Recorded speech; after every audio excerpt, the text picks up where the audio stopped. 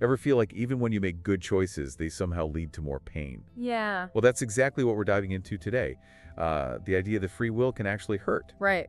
And to help us explore this, we're turning to Fyodor Dostoevsky, Of course. the Russian literary giant who really wrestled with this concept. Yeah, Dostoevsky had a really rough life. Oh, yeah. Imprisonment, a mock execution, and then even exile. Wow. And all of those things deeply shaped his views. I can imagine. He went from believing in a perfect society to embracing a more spiritual outlook Okay. and really recognizing just how complex human nature is. So how did all these experiences lead him to believe that free will could actually be a burden? Well, Dostoevsky believed that free will is at the core of what makes us human. Okay. It's our ability to choose, Right. even when those choices are completely irrational or even painful. It's like the freedom to choose to do something that, might hurt. Exactly. But how does that... But with that choice comes responsibility. Oh, I see. Our actions have consequences, and Yeah. we have to own those, even when they hurt. Even when they hurt. Yeah. So it's not just about having the freedom to do whatever we want. No. It's also about understanding the weight of those choices Absolutely. and how they impact and the people around us. Exactly, and you can see this idea woven throughout all of his novels. Oh, really? Oh yeah, take Notes from Underground, for example. Okay. The main character actually chooses to be miserable and isolated, Why would he choose that? because for him it affirms his freedom. Huh. He would much rather suffer on his own terms Wow. than be some kind of happy puppet. So he's saying, I'd rather be in control of my own misery Exactly. than be blissfully ignorant but controlled by someone else's. Precisely. And then there's Crime and Punishment. Okay. Raskolnikov thinks he's above the law. Uh-huh. But his guilt after he commits murder really shows just how heavy the burden of free will is. Oh, wow. True freedom for Dostoevsky might actually come from accepting responsibility Oh, and actually seeking redemption. so it's not just about the act itself. No. It's about the internal struggle, Exactly. the guilt, the consequences that come after. Absolutely. That's a really interesting way to look at it. And in the Brothers Karamazov, Okay. Dostoevsky takes this idea even further. How so? Well, in the Grand Inquisitor chapter, Uh-huh. he explores this idea that maybe humans don't actually want free will. What? Maybe we would be happier if someone else just made all the tough choices for us. It's like we want that certainty. Yeah. And the comfort, even if it means giving up some of our autonomy. Exactly. Which is really interesting when you think about how much we rely on structures Oh, yeah. or beliefs to guide our own lives. Absolutely. And this is where Dostoevsky's perspective gets really, really interesting. Okay. Because he pushes back against other philosophical viewpoints like Okay. rationalism and determinism. Okay, hold on. I think for people who aren't philosophy experts, Yeah. could you break those down a little bit?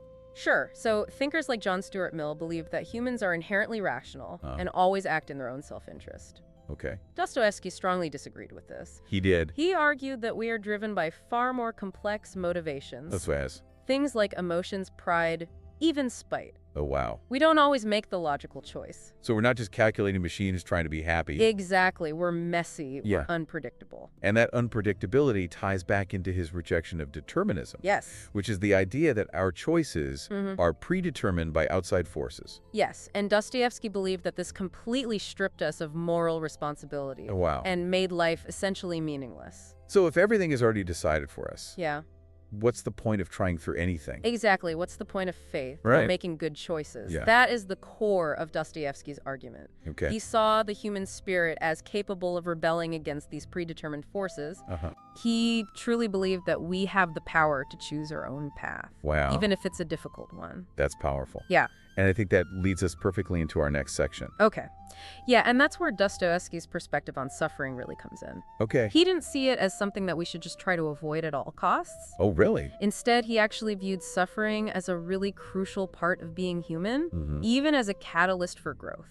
Wait, so he's saying that suffering is like a good thing. Yeah. I don't know if I'm following. It's not about glorifying pain or anything like that. It's about recognizing its potential to shape us, to make us more compassionate, more self-aware. Okay. He believed that true freedom comes from how we respond to suffering, Okay. not from escaping it. So could you give me an example of that? Yeah. I'm having a little trouble wrapping my head around this. Sure. So think about someone going through a tough breakup. Okay. They didn't choose to get hurt, Right. but they can choose how they deal with that pain. Yeah. Do they wallow in self-pity, or do they use it as an opportunity to reflect and grow? Oh, so even when bad things happen to us, Right. we can still choose how we react Exactly. and how we move forward. And Dostoevsky would argue that it's in those moments when Yeah. we're faced with those really difficult choices Yeah. that we're really exercising our free will. That's a really powerful idea. Yeah, It's like our struggles actually force us to confront our own freedom yeah. and to make those choices that reveal our true character. And this goes back to his critiques of rationalism and determinism, Right. because those philosophies kind of miss the emotional depth of what it means to be human. Right. They can't explain why we sometimes do things that seem irrational Yeah. or self-destructive even when we know better. Right, and Dostoevsky was so fascinated by those irrational choices. He Mhm. saw them as evidence that we're not just these logical machines. Uh-huh. We're driven by these really complex, sometimes even contradictory desires. So it's like we're saying, I know this might hurt, Yeah. but I'm going to choose to do it anyway because I can. Exactly, and that's what he found so compelling about humanity, our capacity for great love, but also immense suffering. Yeah. Our ability to defy expectations and choose our own path, even if it leads us through some really dark places. This is making me think about all the choices I make, Uh-huh. even the little ones. Yeah. Do you think Dostoevsky would say that all suffering is meaningful? Even suffering that's caused by things like random accidents or violence? That's a really tough question. Yeah. I think he would say that even when we're faced with that kind of suffering that seems meaningless, Yeah. we still have the freedom to choose how we respond. Okay. We can choose to find meaning in it. We can connect with other kind who are hurting. Right. We can fight for justice and change. So even when things feel completely hopeless, Yeah. we still have agency. We can choose to be victims, or we can choose to find purpose in the midst of chaos. Exactly. And that act of choosing, of finding meaning in the darkest of times, Yeah. that is a powerful testament to what it means to be human. Okay, so we've covered Dostoevsky's life, Right. his definition of free will, Yeah. his take on suffering, and even his critiques of other philosophers. Right. But I'm wondering, why does any of this matter today? Yeah. How do his ideas connect to our modern world? And that's where it gets really fascinating, because Dostoevsky's ideas are surprisingly relevant to the challenges that we're facing in the 21st century. Like what?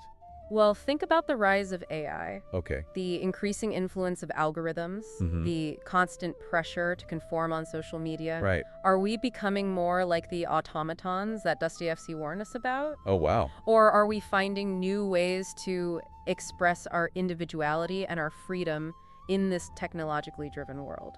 It's like he predicted a future where technology could actually limit our choices Yeah. or even manipulate us into thinking that we're free when you're really not. Exactly. And that's why it's so important to engage with these ideas, Okay. to examine the choices that we're making every single day, Yeah. and ask ourselves, are we really exercising our free will? Yeah. Or are we just following some kind of predetermined script? So what does all of this mean for us? Yeah. What can we actually take away from Dostoevsky's view of free will? I think the key takeaway here is this. Okay. Freedom isn't free. Uh-huh. It comes with a cost. Uh-huh. And that cost is often pain and suffering. Okay. But it's also through those struggles that we discover our true selves, Yeah. that we forge our own path, Uh-huh. and that we find meaning in a world that can feel chaotic and absurd. So it's not about avoiding tough choices. Right. Or pretending that pain doesn't exist. Exactly. About embracing the complexity of being human That's, with all of its joys and all of its sorrows, yeah,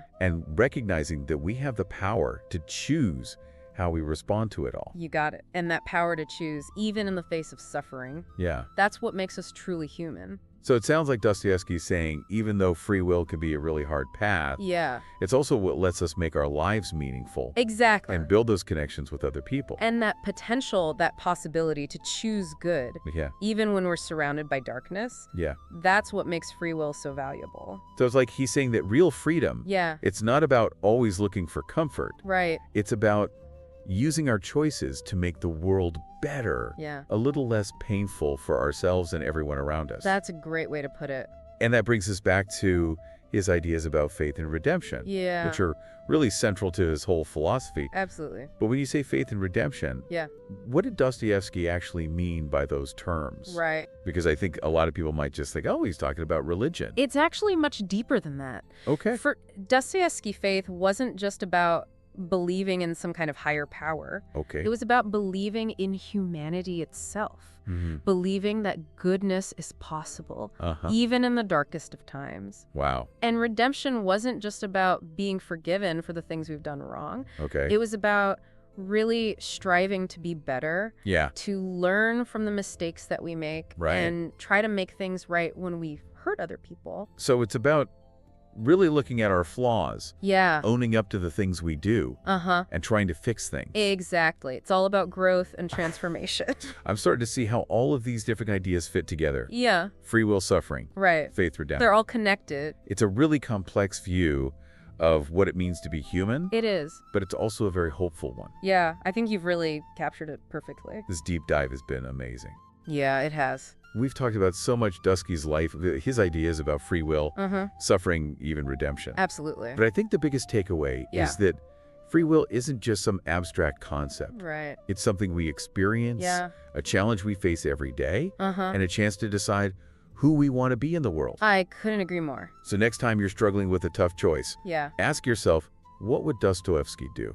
That's a great question. Would he choose the easy path? Yeah. Or would he embrace that struggle that comes with real freedom? And as you're thinking about your own choices, Yeah. remember that even though free will can be hard, it's also a gift. It's the power to shape our lives, Right. connect with other people, and make the world a better place. So use it wisely. Absolutely. The third side, 1338.